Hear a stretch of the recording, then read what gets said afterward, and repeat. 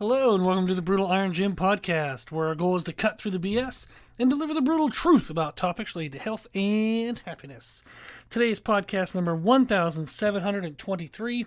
The topic is nutrition, and the title is Fine Tuning Requires Trial and Error. So I want to share a little story. My mom and I've helped her compete in 3 bodybuilding shows. She actually never started lifting weights until she was 47. She had restless leg syndrome. She was having some kind of like nerve issues in her ankles, and it was really affecting her sleep. So I told her that, with some research and stuff, that weightlifting, exercising, can help fatigue the nerves a bit, kind of get rid of some of that excitement and help her get to sleep. And I had been starting, doing personal training and doing fitness and stuff myself. So I said, hey, would you like me to show you stuff? I'm looking for more people to train. I'm looking for more experiences. I want to continue to learn. Can I show you? She reluctantly said yes, but she said yes because she loved me. And I started training her. She realized that she really liked lifting weights. She liked seeing her muscles. So we decided to do her first bodybuilding show. At that time, there wasn't women's physique. So we just had to go right to bodybuilding. And she did it at 50 years old. She actually has done 3 total bodybuilding shows, all after 50. She then got into powerlifting, and we've earned 2 elite totals. Less than 2% of competitive powerlifters earn 1 elite total. She has 2 in 2 different elite classes. So pretty amazing, really awesome. Now, what came to mind, something reminded me this weekend, was during her first diet for the competition. We were getting really lean. She was crushing it. She was actually only in the gym 4 times a week for 40 minutes because she was working really long hours at the time. So we were eating super clean. We were doing cardio 4 mornings a week for 20 minutes. And then she was doing 4 40-minute workouts at night with weights. So it was about in total 4 hours a week. That's all we needed to prep because we were just really concise with what we were doing, and the nutrition was super clean. Towards the end, I really wanted to kind of show out, and I was like, hey, if you can, let's tighten the diet really tight these last 4 weeks, and let's get rid of every ounce of fat that there is. Let's really go for it. She was excited. She said, okay. So we did a diet where we had really high amounts and frequency of tilapia and spinach. Now, she would use hot sauce on there, but that was basically most of her meals were just tilapia and spinach, and she was dying, but she looked amazing. She got on stage at 99 pounds. My mom's like 5'1", 5'2". She got on stage at 99 pounds. She was the leanest person, male or female, at the show. We had judges asking us what in the world she did. We had competitors asking us what in the world she did. And basically, I kept laughing, and I was like, she just survived. Basically, that's all she did. She just tried not to die. But in the process, we did an amazing job. She ended up placing second, but at 50 years old in the open weight class, golly, you gotta be kidding me. That was amazing. To have all the judges commenting, have all the athletes commenting. I was so happy for her just to see that she was getting the attention and recognition for her efforts. So what a wonderful moment. So I felt very, very, very happy for her.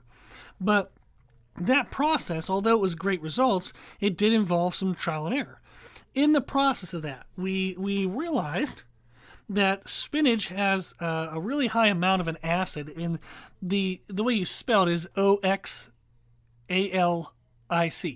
So it has a really high amount of that acid, and when that acid combines and binds with calcium in your saliva, it can actually make dark crystals. So what was happening was, as my mom was progressing through those last few weeks, we noticed her teeth started to appear dark. And we're like, well, this is kind of weird. What's going on?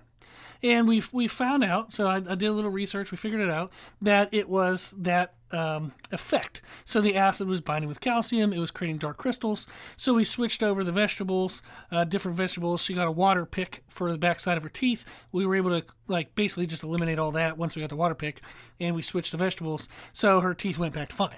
But it was definitely initially like, hey, what the hell's wrong with your teeth? There was that initial kind of uncertainty as to what was going on.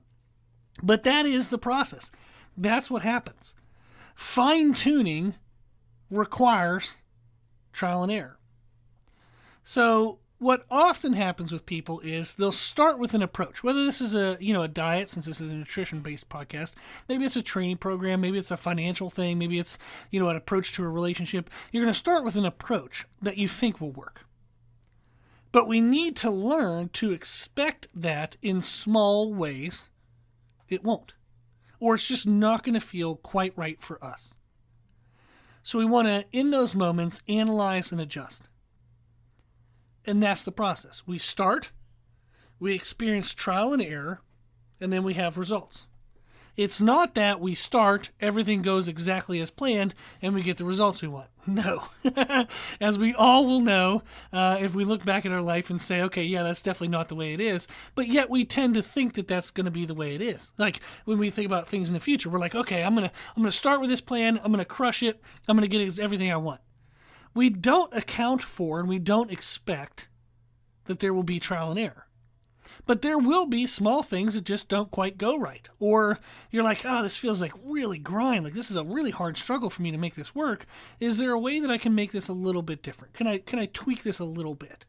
And that's the fine tuning. That's the trial and error that we will experience and we will have to work through if we want to get to the other side.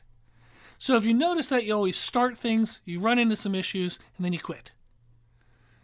Or if you're starting things, you're in the issues right now and you're thinking of quitting. What you're going through, or what those challenges, those little momentary kind of just obstacles, they're part of the process. It's trial and error. You're doing absolutely nothing wrong. It is just simply a part of the process. So when you face those struggles, reach out. You can reach out to me. Thank you for listening to the podcast. My email is brutalirongym@gmail.com. Ask me anything you want. But reach out to anybody. Anybody local, anybody in like a social media community, anything. Anybody that seems to have similar experiences or related knowledge. It does help to talk to the more educated people you can get to, the better. That's going to help the most. But connect, communicate, learn from others. Involve other people, kind of don't give up. Don't shrink in and think, oh, this always happens to me. It happens to everybody. Everybody experiences trial and error. Okay? So when you face struggles, when you face challenges, find a way through it. Reach out, connect, communicate, broaden, like strengthen yourself, basically, by getting increased exposure to knowledge and experience.